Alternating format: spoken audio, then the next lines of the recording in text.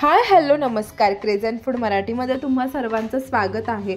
तर आज आम्हाला जायचं होतं तुळशीबागेत शॉपिंगला, कारण आज आहे संडे आणि थोडीफार शॉपिंग करायची होती, त्याच्यामुळे तुळशीबागेत जायचं प्लॅनिंग झालं आणि इथे माझं आवरून मी रेडी झालेली आहे।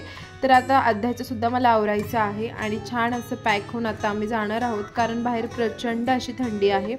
तर इथे आमचं छान असं आवरून झालेलं आहे आणि आता आम्ही निघणार आहोत।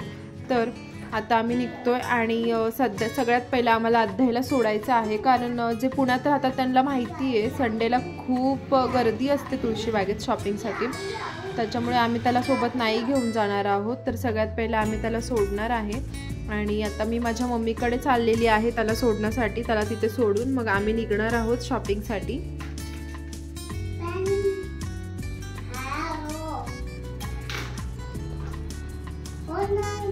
तर हा रोड कोणाला कोणाला माहिती आहे नक्की कमेंट करून सांगा। आणि तुळशीबागेत जायचं म्हटलं ना तर इतर दिवशी काही वाटत नाही, पण संडेला प्रचंड गर्दी असते, त्याच्यामुळे छोट्या मुलांना न्यायचं काम नाही आहे तिकडे आणि त्यांना नेलं तर काही मनासारखं घेतासुद्धा येत नाही। फायनली आम्ही आलो त्याला सोडून आणि इथे मुळचंदमध्ये प्रचंड गर्दी चालू आहे, म्हणजे रविवार असल्यामुळे खूप गर्दी होती।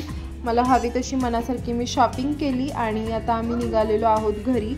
तर आता मस्त अशी शॉपिंग केलं, बिलिंग केलं, बिल झाल्यानंतर आम्ही फायनली निघालो आहे आणि तुम्ही पाहू शकता इथे माझा अवतार कसा झालेला आहे फिरून। तुळशीबागेत गर्दी असल्यामुळे जास्त काही शूट नाही केलं, ही मुळचंदमधलं शूट आहे।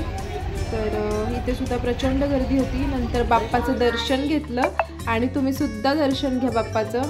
तर दगडूशेठ हलवाई गणपतीचं आम्ही छान असं दर्शन घेतलं आणि मग त्याच्यानंतर कॉफी प्यायली।